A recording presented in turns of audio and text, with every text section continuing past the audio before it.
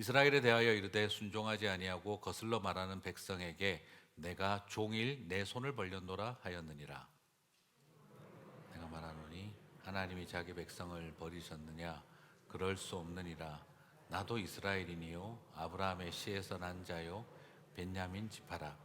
하나님이 그 미리 아신 자기 백성을 버리지 아니하셨나니 너희가 성경이 엘리야를 가리켜 말한 것을 알지 못하느냐? 그가 이스라엘을 하나님께 고발하되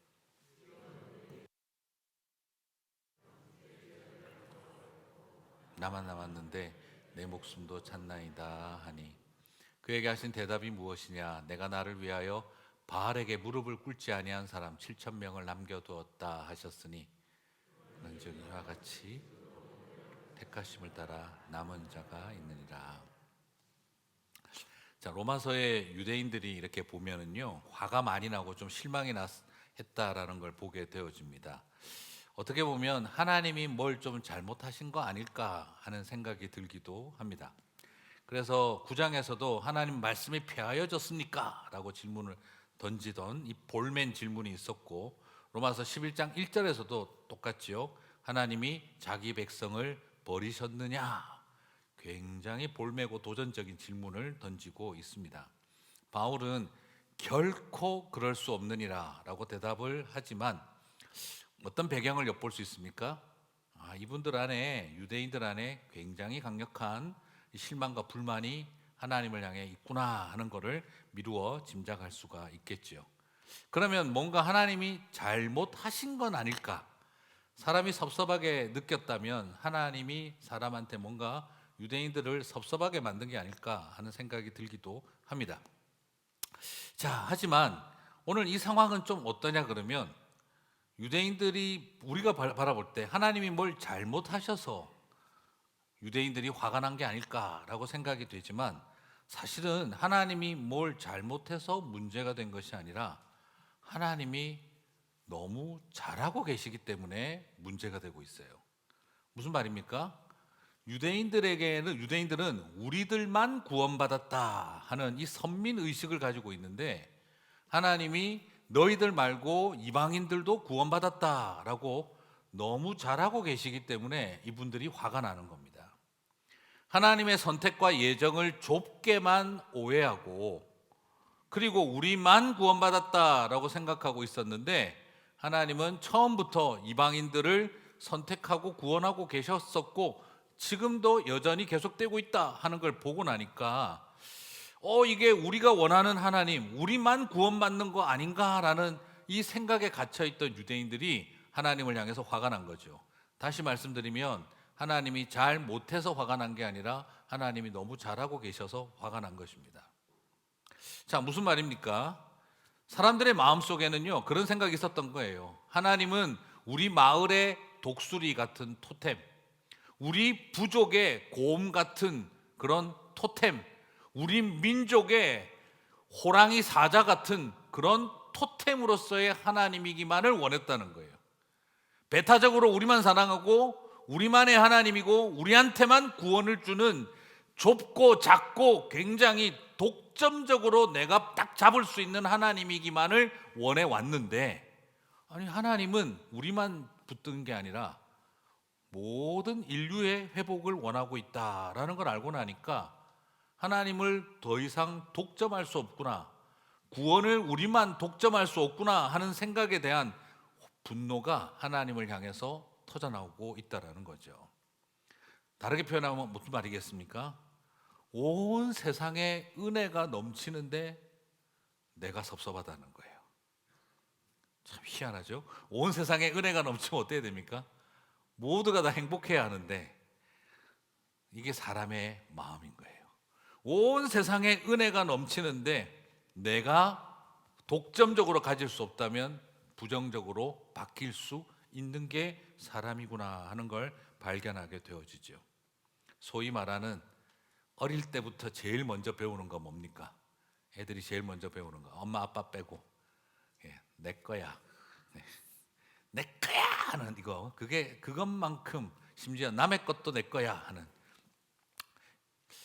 이 우리 안에 있는 소유와 독점에 대한 욕망, 이것은 하나님이 모든 인류를 사랑하신다는 것도 섭섭하고 열받고 화나는 일이 된다는 것입니다. 참 논리적으로 생각해봐도 어떻습니까? 누구든지 주의 이름을 부르는 자는 구원을 얻으리라 라고 했으면 그럼 유대인들도 당연히 구원받는 거잖아요. 그런데 하나님이 우리를 버리셨습니까? 라는 이 말이 나오는 겁니다. 논리적으로 이건 연결이 안 되지 않습니까?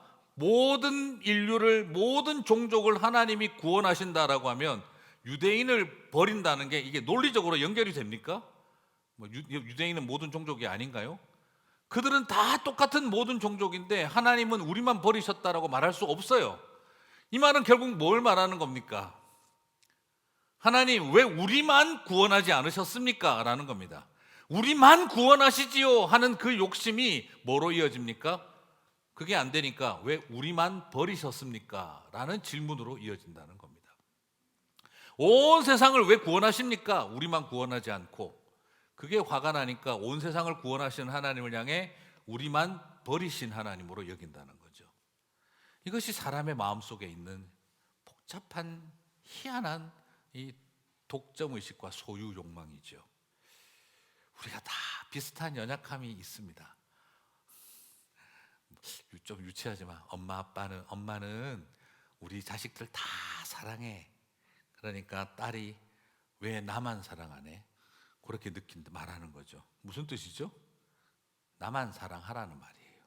다른 언니, 오빠, 동생 사랑하지 말고. 우리 유대인들의 이 모습 속에 너무 유아적인 모습이지만 어쩌면 우리가 다 빠지는 함정입니다. 교회 다니면서 어떻습니까?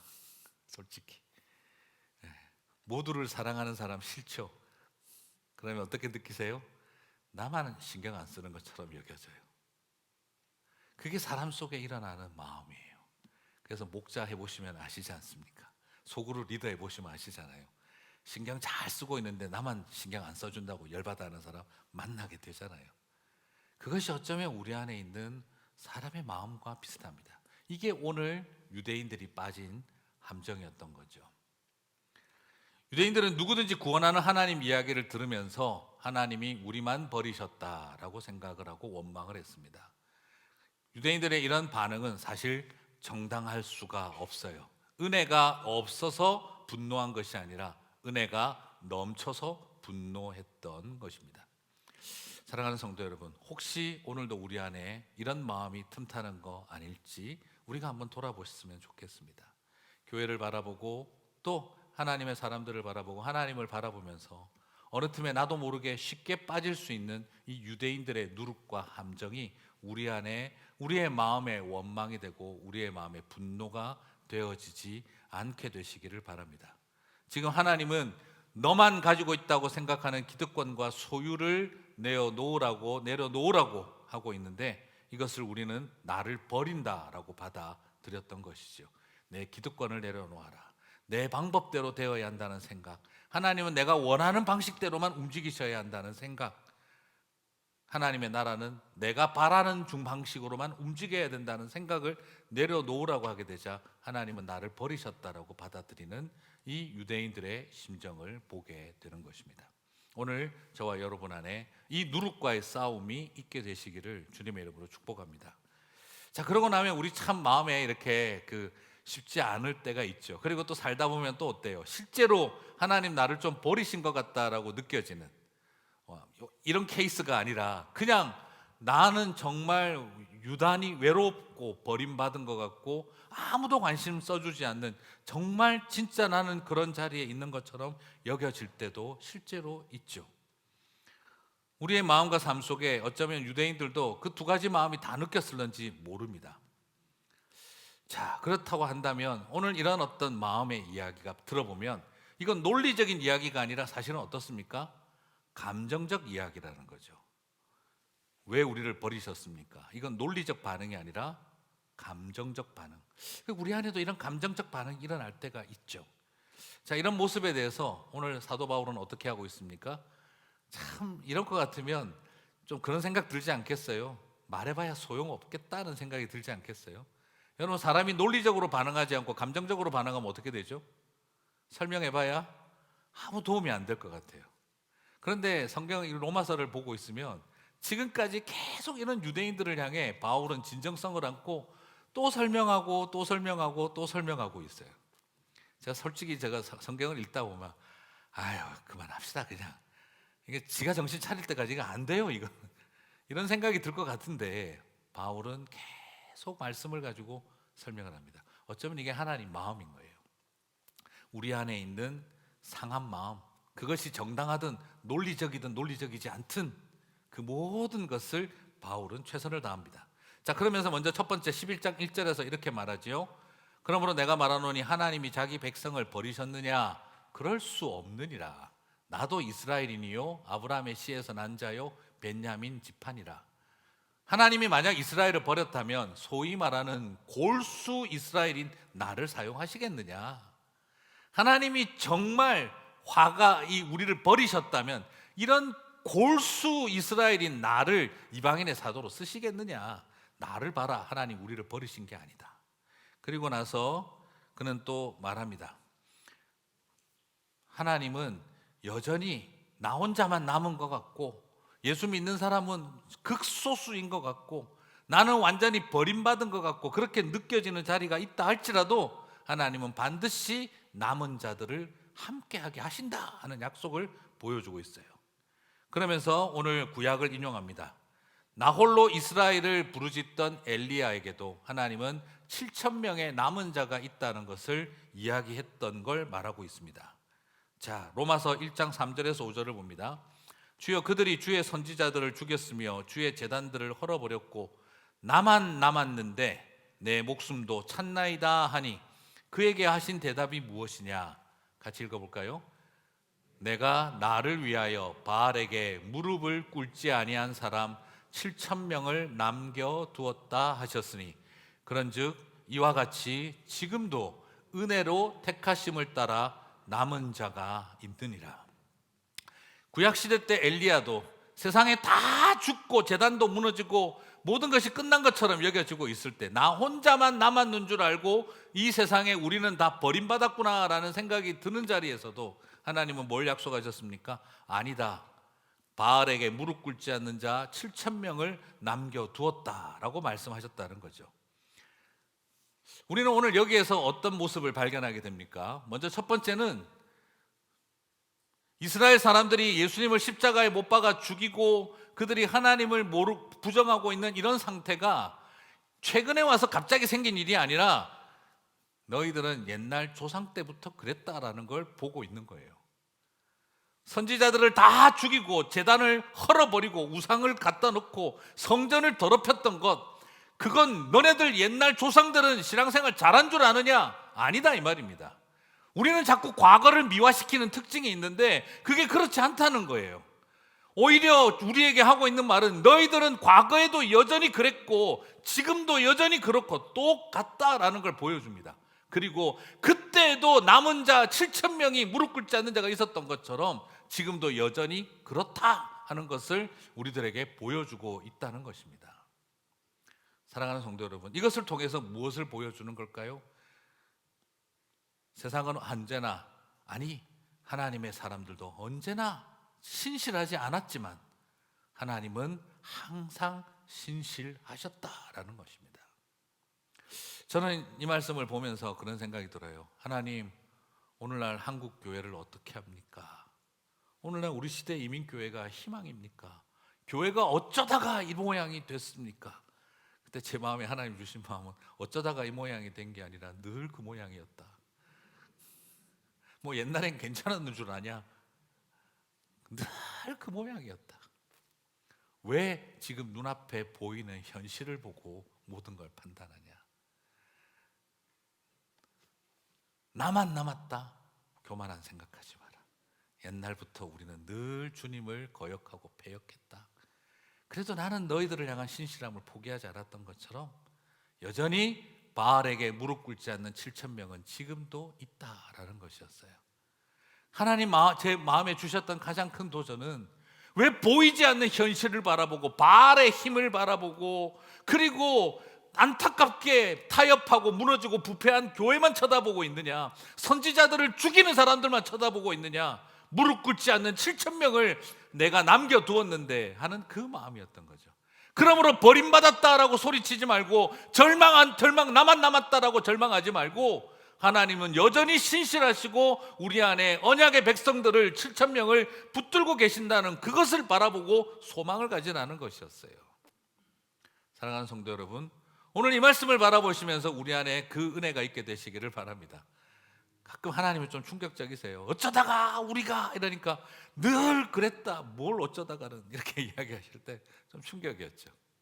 그리고 하나님은 지금도 보이는, 눈앞에 보이는 무너진 제단이 아니라 보이지 않는 자리에 무릎 꿇지 않는 사람들을 보라는 것입니다. 여기에서 이제 우리의 남은 자의 두 번째 개념이 나오는 거예요. 우리 지난번에 제가 메시지 할 때 남은 자의 개념 말씀드렸죠, 그죠? 남은 자는 뽑힌 자가 아니라 세상으로부터 안 뽑힌 사람, 못 뽑힌 사람들, 세상으로부터 무시당한 루저들 같은 사람들이었다라는 거죠. 그런데 하나님은 그 남은 자들을, 남겨진 자들을 어떻게 여기셨다고요? 남겨둔 자들처럼 여기셨다라는 것이죠. 오늘 그 개념에서 이 남은 자의 개념은 이제 두 번째 개념인 남겨둔 자의 개념, 참 하나님께서 끝까지 지켜주신 마지막 때를 위한 종자 씨 같은 사람들을 말합니다. 자, 무슨 말입니까? 오늘 여기에 쓰여진 남겨진, 남은이라는 이 표현은 헬라어에서 어떤 뜻으로 쓰이는 거냐 그러면, 지난번에 남겨졌다는 말은 잉여물이라는 거죠, 그죠? 뽑히고 쓰임 받고 남은 잉여물들과 같은 것을 남은 거라고 했는데, 여기에서 남았다는 표현은 뭐냐면 끝까지 보존하다라는 뜻입니다. 그래서 영어로는 keep, 또 번역할 때 capt로 번역이 되어 있는 경우가 많습니다. 하나님이 끝까지 킵하신 존재들. 사실은 우리가 지난번 첫 번째랑 연결이 되는데, 사실은 뭐죠? 정확하게 말하면 세상으로부터 제껴진 사람들이에요, 말 그대로. 그런데 하나님은 그것을 어떻게 여기셨다고요? 내가 킵한 존재로 보신다는 거죠. 이 두 번째 개념인 보존한 자, 남겨둔 자의 개념입니다. 이해하시기 쉽게 생각을 한다면 이런 것입니다. 농사의 개념에서 본다면 흉년으로 인해서 굶어 죽는 상황이 온다 하더라도 내년의 봄을 위해서 끝까지 포기하지 않고 붙든 종자씨 같은 것을 여기에 쓸 때 남겨둔, 킵했던 것을 말합니다. 지금 당장 마치 굶어 죽을 것 같고 배고픔에 한계에 온 것 같다 할지라도 아무리 힘들어도 이 종자씨는 절대 먹지 않는다 하는 것처럼 끝까지 지킨 것을 지금 여기에 남겨진 자의 개념에 사용되어 있다 이 말입니다. 사랑하는 성도 여러분, 무엇을 말합니까?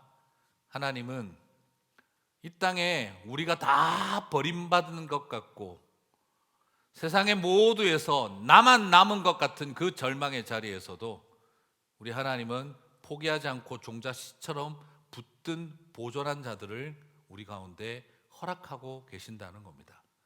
소망은 무너진 제단이 아니라 무릎 꿇지 않는 7천 명이고, 소망은 눈앞에 펼쳐진 흉년이 아니라 다음을 위해 보존해 준 종자씨에 있다라는 것을 지금 우리들에게 보여주고 있는 것이죠. 그래서 로마서 11장 2절은 선언한 것입니다. 하나님이 자기 백성을 버리지 아니하셨나니. 여러분, 이것을 믿으시기를 주님의 이름으로 축복합니다. 사실 어떻습니까? 우리 살다 보면은 그런 생각 드실 때 많잖아요. 하나님 나를 버리셨나 보다. 나만 남았다. 참 그런 어떤 외로움과 서러움과 실망과 분노가 우리의 마음에 확 들어올 때가 있습니다. 유대인들처럼 감정적인 반응이 나오기도 하고, 또 실제로 너무너무 힘들어서 그런 마음이 들 때도 있어요. 그래서 눈에 힘든 현실만 보이고 병든 육신만 보이고 그리고 무너진 제단만 보이면 그냥 아무 소망이 없다, 우린 버림받았다 하는 절망이 밀려오는데, 주님은 우리들에게 말씀하고 계신 것입니다. 결코 내가 너희를 버리지 않았고 그리고 무릎 꿇지 않는 7천 명을 함께 두었으니 외로워하지 말라 하는 것입니다. 사랑하는 성도 여러분, 그래서 하나님은 당신의 백성을 버리시지 않았다는 거예요. 오늘 그것을 붙드는 저와 여러분이 되시기를 바랍니다. 오늘 이것에 대해서 우리가 하나님을 좀 제대로 알았으면 좋겠어요. 살다 보면 솔직히 어때요? 하나님 막 좀 그냥 막 나한테 그냥 왜 나만 치시지 하는 생각이 들고, 나만 안 좋은 일 생기지 하는 것 같은 생각이 들잖아요. 그죠? 참 쉽지 않습니다. 자, 그래서 이게 오늘 그것에 대해서 주님은 어떤 분으로 묘사하느냐. 또 실제로는요, 참 신기한 건 여기 지금 로마서 이 맥락을 보시면 알지만, 또 엘리야는 그런 심정인데 이스라엘 사람들은 보면 또 어때요? 하나님이 버리신 겁니까? 우리를 버린 겁니까? 우리가 하나님을 버린 상황입니까? 사실 그 당시 엘리야 시대를 보면 사실 하나님이 우리를 버렸다고 해야 되는지, 우리가 하나님을 버린 것인지, 솔직히 하나님이 아니라 우리가 하나님을 버린 시대예요. 제발 좀 우리 인생에 개입하지 마세요. 하나님 제발 우리 가정에 좀 개입하지 마세요. 하나님 제발 내 인생의 선택에 좀 개입하지 마세요. 내가 선택한 거 도와만 주시고 제발 내 인생에 개입하지 마세요. 어느 틈에 우리는 그렇게 하나님을 밀어내거든요. 그게 구약의 역사 아닙니까? 근데 우리는 그러고 나면은 하나님이 그래 네 원하는 대로 해줄게 하고 나면 어떻게 되죠? 왜 버리십니까? 또 이렇게 나오는 게 우리의 모습이에요. 그런데 이런 상황일 때도 하나님은 어떤 분이시냐? 로마서 10장 21절을 봅니다. 같이 읽겠습니다. 이스라엘에 대하여 이르되 순종하지 아니하고 거슬러 말하는 백성에게 내가 종일 내 손을 벌렸노라 하였느니라. 사실 어떻다는 겁니까? 하나님이 버리신 게 아니라 패역하고 거스르는 사람들은 하나님이 아니라 우리였다는 거예요. 그런데 마음대로 살면서도 잘 안 되면 다 하나님 책임이라고 돌리는 우리의 모습인데, 그런데 하나님은 어떤 분이시라는 겁니까? 종일 동안, all day, 하나님은 온 종일 동안 두 손을 벌리고 저와 여러분을 향하고 있다는 겁니다. 무슨 말입니까? 이것을 보며 있으면 어떤 생각이 떠오르십니까? 탕자의 비유에서 나오는 아버지의 모습이 떠오릅니다. 자기 백성에게 종일 손을 들고 계십니다. 안아주고 입맞추려고 환영하겠다고 약속하면서 집으로 데리고 가겠다고 우리를 향해 두 팔을 벌리고 서 있는 아버지의 모습이라는 거죠. 여러분, 탕자가 돌아올 때 아버지는 누구보다도 먼저 탕자를 알아보았습니다. 심지어 탕자가 아버지를 알아보는 것보다 먼저 아버지가 탕자를 알아봅니다. 그리고 이런저런 말 없이 그냥 달려가서 아버지 용서해 주세요라는 말을 하기도 전에 목을 끌어놔버리고 입을 맞추어 버렸습니다. 왜요? 마을 사람들이 알아보고 아버지를 버리고 떠난 자식은 돌로 쳐서 죽여야 한다, 돌 들고 뛰어올까봐 그들보다도 더 빨리 뛰어가서 누구보다 먼저 알아보고 목을 끌어안고 입을 맞추는 모양이었습니다. 무슨 말입니까? 정말 그들이 돌을 들어 올리는 속도보다 목을 끌어안는 팔이 더 빨랐고, 그들이 돌을 던지는 속도보다, 휘두르는 팔보다 그의 목을 끌어안는 팔이 훨씬 더 빨랐습니다. 세상은 돌을 던질 준비를 하고 있었지만 아버지는 입술을 맞출 준비를 하고 계셨던 것이죠. 이처럼 하나님은 종일 손을 벌리고 계시고, 우리가 아무리 하나님을 떠나고 패역한다 하더라도 손을 벌리고 계시는 분이라고 바울은 말하고 있습니다. 어찌 그런데 하나님이 우리를 버렸다라고 말할 수 있느냐? 우리가 하나님을 버렸을 때에도 하나님은 우리를 향해 종일 손을 벌리고 계셨다라는 겁니다. 이것은 탕자의 비유에 나오는 아버지의 모습만이 아닙니다. 예수님의 모습입니다. 온 세상이 그를 향하여 머리를 흔들고 침을 뱉고 배신하고 있을 때에도 주님은 우리를 향해 십자가에서 두 팔을 벌리고 계셨습니다. 예수님이 그들을 버린 것이 아니라 그들이 예수님을 버리고 짓밟고 있을 때에도 주님은 우리를 향해 두 팔을 벌리고 있었습니다. 그것을 어찌 우리는 하나님 우리를 버리신다라고 말을 할 수 있겠습니까? 저는 우리 교회 십자가 바꾸게 되면 저는 그렇게 바꾸고 싶어요. 이렇게 돼 있는 십자가를 사람의 손처럼 이렇게 하고 싶어요. 교회를 올 때마다 십자가를 바라보면 우리를 향해 손을 벌리고 계시는, 팔을 벌리고 계시는 주님을 보는 것 같은 그 마음이 있었으면 좋겠다 싶어요. 그렇게 저와 여러분을 향해 손을 벌리시는 분이라는 겁니다. 사랑하는 성도 여러분, 살다 보면 분노하고 서럽고 나만 남은 것 같고 버림받은 것처럼 여겨질 때가 있습니다. 그러나 종일 손을 벌리고 계시는 그분을 보게 되시기를 바랍니다. 사실 자녀들 키우면서 여러분 참 많은 생각이 드시죠. 저도 애들 키워보면서 그런 생각 참 많이 했어요. 9번 참고 한 번 화를 내면 저는 애들이 저에게 고마워할 줄 알았어요. 우리 아빠는 9번이나 참아주고 한 번 화낸다. 참 인내심 많은 아빠야. 저는 그렇게 생각해 줄 줄 알았거든요. 근데 한 번 화내니까 봐. 결국 화내잖아, 봐. 그리고 결론은 뭐냐? 이게 본래 모습이야. 지난번 9번은 다 위선이야, 위선. 예. 아니 나는 9번 참아줬으면 인내해주는 아빠, 그리고 한 번 화내는 아빠가 되는 줄 알았는데 한 번 화내고 나니까 9번 위선 떨었던 게 되더라고요. 그래서 그 다음부터는 결심하게 되고 하고 싶더라고요. 이왕 욕먹을 거 10번 다 화내자, 이런 생각이 들더라고요. 근데 이런 생각을 하고 난 다음에 가만히 저 자신을 보니까 하나님 앞에서 어쩌면 이게 내 모습 아닐까. 하나님이 거의 치시지도 않는데 내가 하나님 앞에 성깔 부리고 필요 없다 가라고, 근처도 오지 말라고 했었다가, 그리고 뭐 하나 조금만 안 되면 9번, 10번, 수십 번을 참으시는 하나님이 한 번 나한테 징벌하시면 조금 섭섭하기만 하면 거 봐, 하나님 다 이 모양이야. 지난 세월 그렇게 신실했던 하나님은 다 잊어버리고 하나 마음에 안 들면 하나님이 나를 치신다, 하나님이 나를 버리신다, 내만 남았다는 그 원망이 내 안에 일어나는 건 아닐까 하는 생각이 들더라고요. 드디어 본색을 드러내셨다.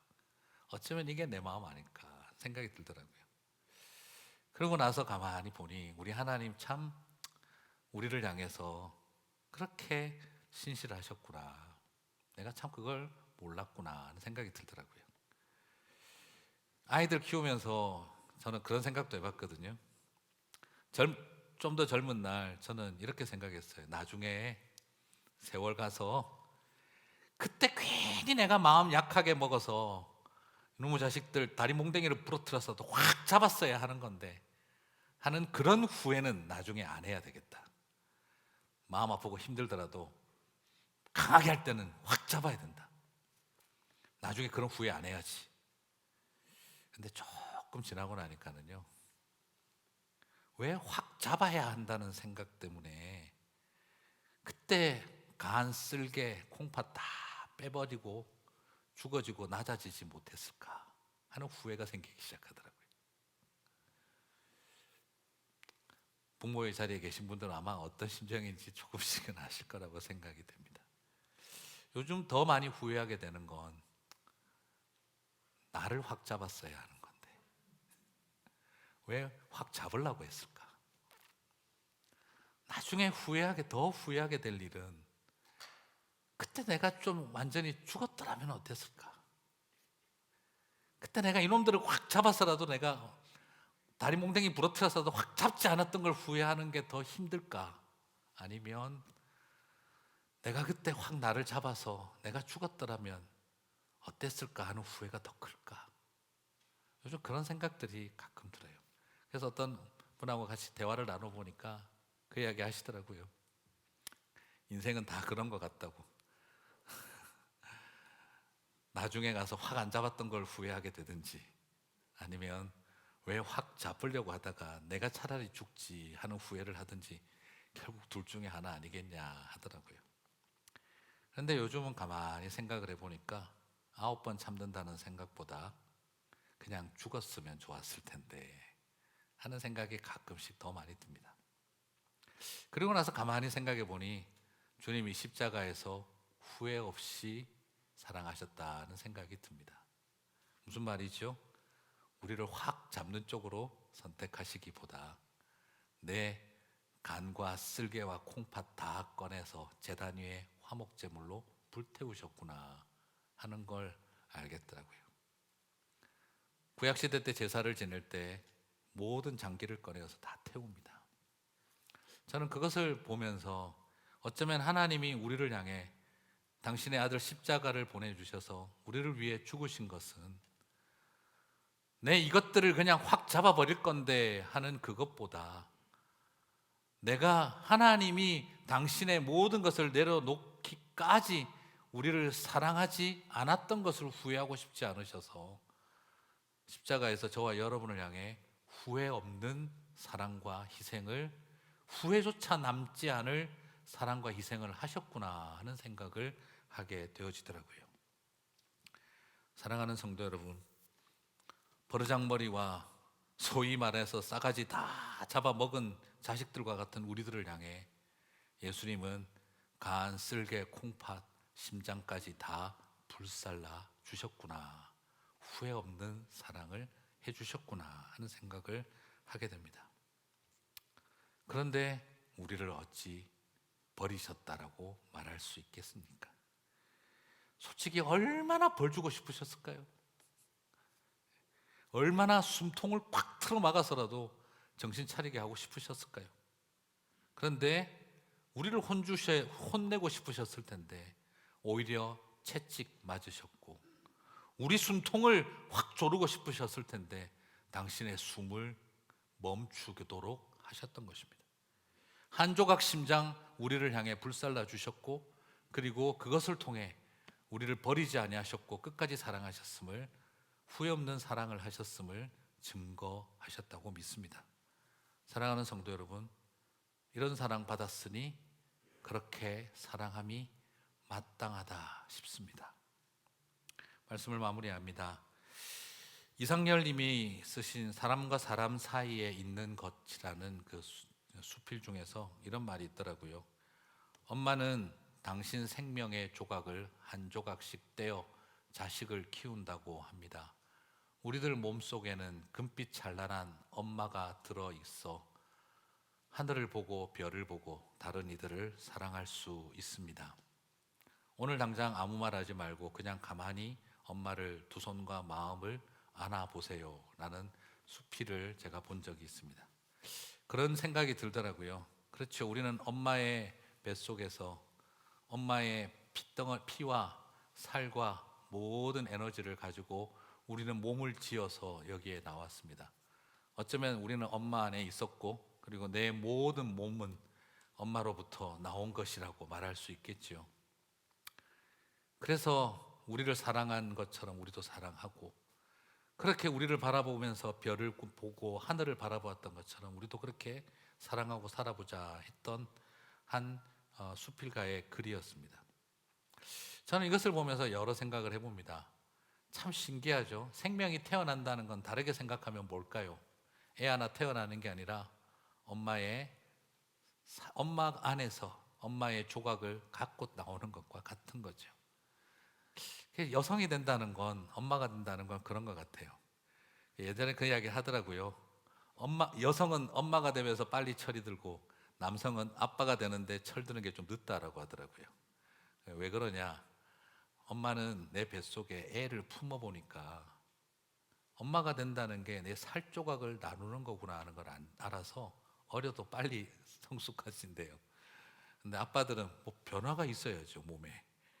그러니까 내 몸을 통해서 뭐가 태어난다는 것을 경험해보지 못하기 때문에 아빠보다도 여전히 회사에서의 과장님, 사장님, 그리고 친구들 동창회에서의 관계, 이게 더 중요해서 아빠라는 정체성보다는 직장인의 그리고 생활인의 정체성이 더 강해진대요. 그러다가 나중에 은퇴하실 때쯤 돼가지고 그게 아니었구나 하는 걸 알게 되고, 뒤늦게 아빠가 되려고 하는데 애들은 그때부터 아빠 필요 없어진다고 하더라고요. 아빠가 필요가 없어요. 거의 애들이, 저도 있어보면 아빠를 안 불러요. 어쩌다가 아빠 불러요. 아빠, 기뻐가지고 했더니 엄마 어디 있어? 아빠, 그래. 엄마 언제 와? 네. 나라는 존재는 그것에 해당되는구나 하는 것을 경험할 때마다 뒤늦게 철들고 보니 답이 안 나오는 거죠. 그래서 요즘 젊은 부부들하고 제가 만나면 그 이야기 많이 해줍니다. 그냥 기왕이면 내가 죽지 못한 거 후회하지 말고 내가 애 확 잡지 못한 거 후회해라. 나중에 내가 죽지 못한 거 후회하지 말고, 그렇게 이야기해 줄 때가 있어요. 잘해서 그런 게 아니라 나도 잘 못했기 때문에 그런 거다라고 이야기를 해줄 때가 있습니다. 어쩌면 오늘 이런 마음 우리 가운데 다시 가졌으면 좋겠다 싶습니다. 사람만이 생명을 조각내어 기증을 할 수 있습니다. 장기 기증을 하는 세상이 되어주고 나서 저는 그런 생각했어요. 와, 현대의학이 발달하니 참 대단하구나. 네, 여러분, 현대의학이 발달했기에 장기 기증이 되는 걸까요? 아닙니다. 우리 안에 하나님 허락하신 생명의 가치를 알기 때문에 생명 조각으로 태어난 내가 생명 조각 나누는 일이 할 수 있다라고 생각하는 것이죠. 현대의학이 발달해서만 가능하다고 생각하지는 않습니다. 자기 안에 있는 장기를 기증한 사람들의 글을 읽어보니 참 마음이 짠했습니다. 수술하는 것이 무섭지만 아버지가 곁에 없다는 것이 더 무서웠습니다. 어린 딸이 장기 기증을 하며 써뒀던 글이었고, 하루를 살아도 건강하게 피곤하지 않게 사는 모습을 보고 싶어서요, 아들에게 준 아버지의 글이기도 했습니다. 그리고 똑같이 엄마의 생명을 나누어 태어났는데 건강하지 못한 동생을 보면서 미안한 마음이 들어 내가 더 가진 것 같은 것을 나누어 주고 싶었습니다. 동생을 위해서 나누어 준 누나의 글이기도 했습니다. 사람만이 생명을 조각내어 나눌 수 있다. 저는 참 그게 여러 생각을 하게 되어졌습니다. 우리는 그런 형태의 생명 조각을 나누며 살아가는 일도 할 수 있는 존재들이지만 우리에게는 영혼의 조각을 나누며 살아가는 삶도 필요하다고 생각합니다. 많은 사람들이 힘들고 어렵고 교회에도 실망하고 지치고 하나님에게 버림받은 것 같고 나만 남은 것 같은 자리, 그것이 때로는 나의 잘못 때문에도 시작되고 실제로 외롭고 힘들어서도 일어나는 자리에 있을 때 우리가 그 옆에서 종일토록 손을 벌리고 계시는 주님의 사랑을 전했으면 좋겠습니다. 결코 너는 버림받지 않았다. 너는 결코 혼자 남지 않았다. 그 말을 해주면서 함께 소망을 가지고 생명 조각 나누고 희망 조각 나누고 영혼의 한 조각을 나누면서 우리가 함께 설 수 있었으면 좋겠습니다.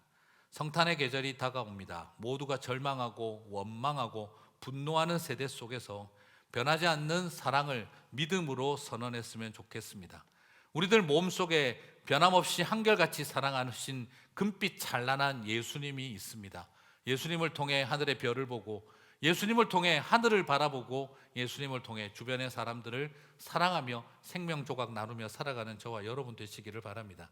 이 성탄의 계절에 그렇게 생명 조각 받은 사람들로서 생명 조각 나누는 삶 살아가시고 이 세상 절망한 사람들 사이에 결코 혼자가 아니다, 버림받지 않았다, 주님이 무릎 꿇지 않는 사람들을 함께 하신다, 그 소망을 심고 나누며 선언하시는 저와 여러분 되시기를 주님의 이름으로 축복합니다. 우리 같이 찬양하겠습니다.